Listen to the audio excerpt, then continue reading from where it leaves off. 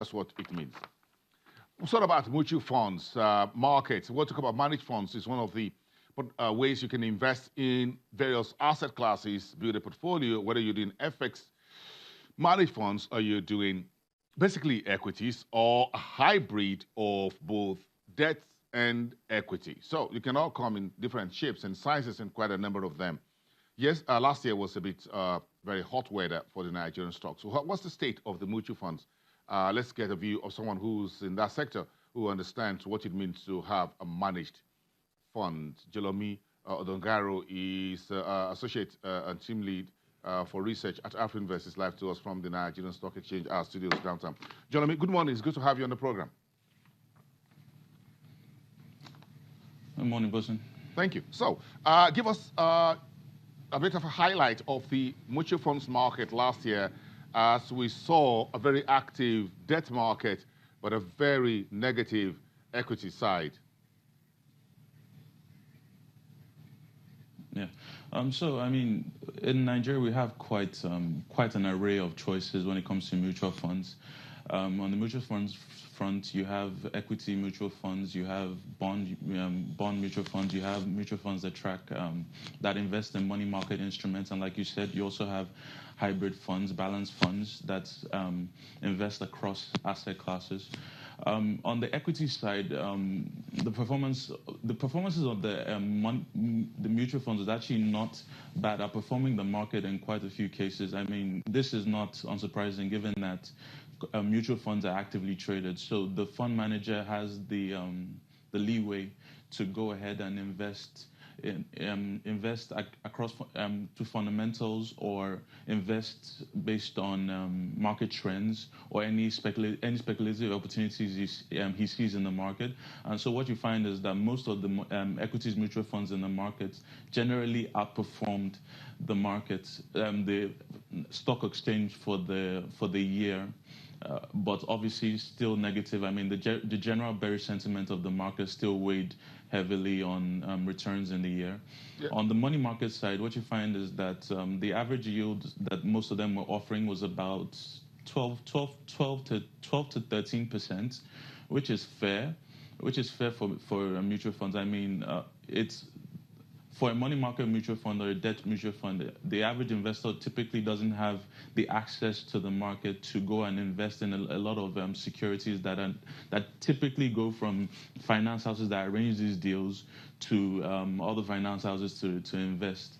I mean, a lot of investors also don't have the minimum level of subscription for a lot of these deals. So that's why a money market mutual fund or a debt mutual fund is quite a good investment vehicle for investors to look at. And the returns are also quite good. I mean, pulling together all those funds to invest means that you have better pricing power as opposed to you, an individual, going to a bank or not even having enough to invest in certain instruments. Okay, so the advice is to go for what you called a mixed portfolio, as it were, where maybe a little bit of FX, maybe a little bit of money market, a bit of debt, a bit of equities. If I did that in 2018, I would have come with a bit of some double-digit index return. I mean, if it depends. A lot of investors, you have to weigh your risk profile, to be honest. If you have a low risk profile, then you might want to stick more with the bond mutual funds, or mutual funds that invest strictly in money market instruments where the return is basically fixed. But if you have a larger risk appetite, when market is bullish, equity mutual funds will do well because, again, like I said,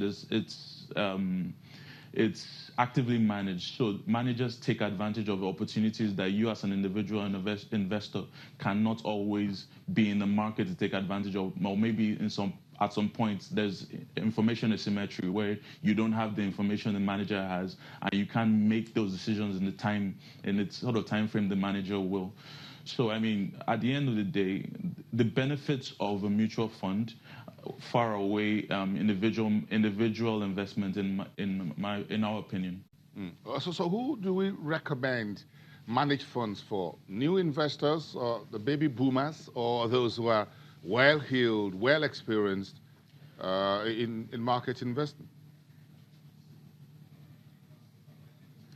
I mean, for mutual funds, it's not precluded to any class of investor, because at the end of the day, even the more experienced investors or the more seasoned investors can have it as part of their portfolio. I mean, you can invest in an equity mutual fund as part of maybe a percentage of your portfolio, knowing that the rest of your portfolio, you maybe have the time to invest in that. And all you really need to do is to check the historical returns. That way you can gauge the skill of the manager. Obviously, you have to take into account the fees of the fund, which are very important in calculating your actual return, because yes, a fund is saying 13% return, but the fees on that might be as high as 2-3% on an annualized basis. You're basically just taking that, and that's about 10%. So I mean, you need to be wary. So I don't believe that any particular class of investors precluded. New investors coming into the market that don't have the time to really sit down and look at the market on a continuous basis, or don't want the hassle of continually reinvesting their money, can go into that, while seasoned investors can also look at that as well and make it a part of their portfolio allocation. Who are the big boys here? The PFAs, the usual deep pocket guys, the insurance? Now, I mean, more recently, what you find is that PFAs have been allowed to adjust to invest in alternative investments. When I say alternative, there are now more allocations through Fund 1 to Fund 4 for equity and associated investments. So you see PFAs now being able to invest more in mutual funds. But typically, the market has been more lean towards retail investors than institutional investors. So when the market is generally in a downbeat mood and the economy itself is struggling, how much burden does a fund manager bear under this circumstance? Because we've all given you folks our money. We expect some return at the end of the day. That's what I'm saying. So it's part of the manager's job to actively manage a mutual fund, an equities mutual fund. I mean, when it comes to money market, it's pretty straightforward. You just look for assets that the typical investor might not have access to, and make sure you invest at the highest yield possible for the amount of funds you have. But on the equity side, when the market is downbeat, when like in your example, the economy is just chugging along, the truth is that an actively managed fund is expected to outperform than a passively managed fund. So, I mean, it goes back to the manager's skill and the manager's timing and the general performance of the fund. So, I mean, an equity mutual fund is expected to do better when market is down if it is actively managed. But that's what investors, that's what we are paying you folks 2 to 3% for, isn't it? That's a lot of money. It's not 3%. It's total 3%. I mean, those fees include the fund manager's fees, the custodian's fees, the trustees' fees, credit rating fees. I mean, there's quite a few fees beyond the fund manager's fees. Typically in this market, the fund manager's fee doesn't exceed 1.5%. So there are many parties. There are other parties to the entire managed fund. So everybody has a take. Yeah, you got to pay folks keeping an eye on your money. So what's the playbook for this year? How do you think the market reading and economy expectations will be for mutual funds in the new year? I mean, it's quite a positive one. I mean, we don't expect the economy to retract significantly. We expect a slow but positive growth for the year. I mean, GDP growth has been put between 2 to 2.5% for the year.